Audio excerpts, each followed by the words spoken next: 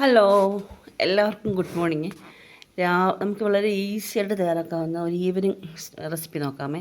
കുറച്ച് ബീൻസ്, കുറച്ച് വെളുത്തുള്ളി, കുറച്ച് സവാള, തക്കാളിപ്പഴം, ക്യാരറ്റ് എല്ലാം അരിഞ്ഞ് റെഡിയാക്കി വെക്കുക.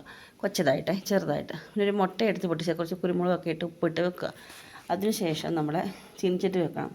ചൂടാകുമ്പോൾ കുറച്ച് വെളിച്ചെണ്ണ ഒഴിക്കുക. കൂടുതൽ ഒഴിക്കാൻ പറ്റത്തില്ല, ഭയങ്കര വിലയാണ്. അതുകൊണ്ട് കുറച്ച് ബട്ടർ എടുത്തിട്ട് നിർബന്ധമൊന്നുമുള്ള സാധനമല്ല ഇത്, ഉള്ളതുപോലെ എടുത്തിട്ടേ ഉള്ളൂ. വെളിച്ചെണ്ണ കുറച്ച് ഒഴിച്ചതേ ഉള്ളൂ. പിന്നെ അതിന് ശേഷം നമ്മൾ ആദ്യം ഇട്ട് കൊടുക്കുന്ന സാധനം സവാളയാണേ. സവാള ഇട്ട് കൊടുത്തതിന് ശേഷം അതൊന്ന് ചൂടായി വരുമ്പോഴത്തേക്ക് നമ്മൾ പച്ചമുളക് ഇടുക. ഒത്തിരി നേരം ഇതൊന്നും വരേണ്ട ആവശ്യമില്ല, ഒന്ന് ജസ്റ്റ് വാടി കിട്ടിയാൽ മതി. അതിന് ശേഷം അതിൻ്റെ പുറകെ ഞാൻ ഉണ്ടാക്കാൻ പോകുന്നത് എന്താണെന്ന് അറിയാമോ, രാവിലത്തെ പുട്ട് കുറച്ചധികം വന്നിട്ടുണ്ടായിരുന്നു. അതിങ്ങനെ ഇരുന്നാലും കഴിക്കത്തില്ല, എടുത്ത് കളയത്തതേ ഉള്ളൂ. അതിപ്പോൾ ഞാൻ വെച്ചാൽ മേക്ക് ഓവർ ചെയ്ത് കൊടുക്കുകയാണെങ്കിൽ പിള്ളേരെ കഴിക്കുമല്ലോ എന്ന് വെച്ചാൽ പച്ചക്കറി ഉള്ളിച്ചെല്ലും. നല്ല ടേസ്റ്റുള്ളൊരു വിഭവമാണത്. അതിന് പിന്നെ ബീൻസ് ഇട്ടു, ക്യാരറ്റ് ഇട്ടു. ഇതൊക്കെ ഒന്ന് ജസ്റ്റ് ഒന്ന് ചൂടായാൽ മതി, വേഗണ്ട. കാരണം പച്ചയ്ക്ക് കഴിക്കാവുന്ന പച്ചക്കറി അതൊക്കെ, അതായത് ബീൻസ്, ക്യാരറ്റ്, സവാള എല്ലാം പച്ചയ്ക്ക് കഴിക്കാവുന്നതാണ്. പിന്നെ ഉപ്പിട്ട് കൊടുക്കുക. ഉപ്പിട്ടതിന് ശേഷം തക്കാളിപ്പഴം ഇട്ട് കൊടുക്കുക. തക്കാളിപ്പഴം വാടിയാൽ മതി, ഒന്നും വേവണമൊന്നുമില്ല.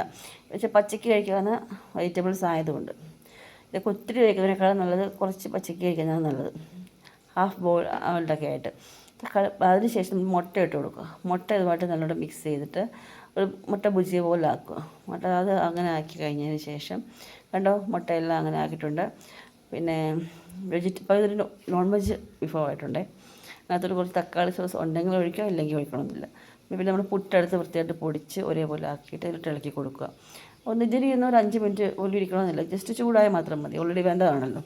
എല്ലാവരും മിക്സ് ചെയ്തതിന് ശേഷം ഒരു 1-2 മിനിറ്റ് ഒന്ന് ജസ്റ്റ് ചൂടാക്കുക. അതിനുശേഷം സ്റ്റൗ ഓഫ് ചെയ്യുക. ഇതാണ് നമ്മുടെ സ്നാക്ക് റെഡി ആയിട്ടുണ്ട്. ഈവനിങ് വിഭവമായിട്ട് രാവിലത്തെ ബ്രേക്ക്ഫാസ്റ്റ് ഒക്കെ എങ്ങനെയുള്ള ഉപയോഗിക്കുക. ഇഷ്ടപ്പെട്ടെങ്കിൽ സബ്സ്ക്രൈബ് ചെയ്യണേ, മറക്കല്ലേ. ടാറ്റാ.